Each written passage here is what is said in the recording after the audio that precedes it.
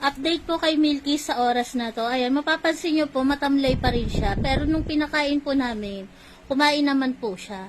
Siguro po iniinda niya masyado yung pagkakapon sa kanya. Gawa nga po ng dalawa yung tahi niya dahil po yung itlog niya po magkahiwalay. Meron naman po siyang higaan, kaso po ayaw niyang humiga.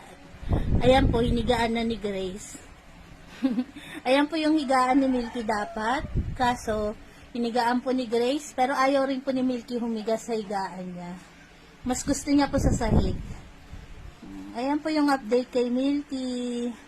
Sana po bukas mag-okay na po yung pakiramdam ni Milky.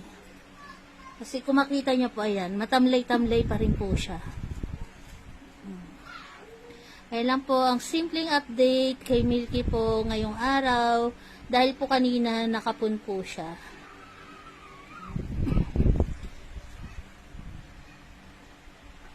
Grace? Grace, busy-busy ka dyan. Grace, ay gani Milky ha. Tawang ka na. Parang siya yung inoperahan eh. Grace.